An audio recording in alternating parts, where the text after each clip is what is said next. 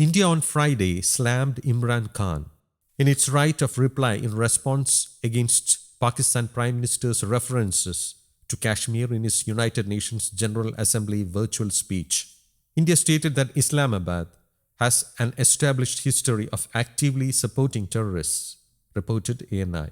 Sneha Dubey First Secretary at United Nations General Assembly, being held in the General Assembly Hall at UN headquarters in New York, said, "Regrettably, this is not the first time the leader of Pakistan has misused platforms provided by the UN to propagate false and malicious propaganda against my country, and seeking in vain to divert the world's attention from the sad state of his country where terrorists enjoy free pass while the lives of ordinary people, especially those belonging to the minority communities, are turned upside down." Member states are aware that Pakistan has an established history and policy of harboring, aiding, and actively supporting terrorists. This is a country that has been globally recognized as one openly supporting, training, financing, and arming terrorists as a matter of state policy. It holds the ignoble record of hosting the largest number of terrorists proscribed by the UN Security Council, added Dubey.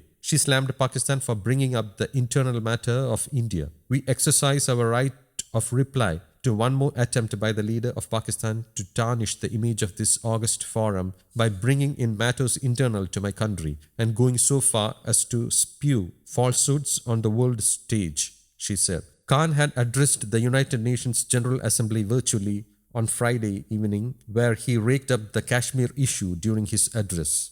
Asserting that Pakistan desires peace with India, Khan, however, said sustainable peace in South Asia is contingent upon the resolution of the Jammu and Kashmir dispute. India Secretary Dubey, talking about the 20th anniversary of the 9/11 terror attacks, said, "We marked the solemn occasion of the 20th anniversary of the September 11 terror attacks a few days back. The world has not forgotten that the mastermind behind that dastardly event, Osama bin Laden, got shelter in Pakistan. Even today, Pakistan leadership glorify him as a martyr." Dubey further said, "Regrettably, even today we heard the leader of Pakistan trying to justify acts of terror. Such defense of terrorism is unacceptable in the modern world." Regarding the Pakistani rhetoric of calling themselves as the victim of terrorism, she said, "This is the country which is an arsonist disguising itself as a firefighter. Pakistan nurtures terrorists in their backyard in the hope that they will only harm their neighbors. Our region and in fact the entire world has suffered because of their policies. On the other hand, they are trying to cover up sectarian violence in their country as acts of terror."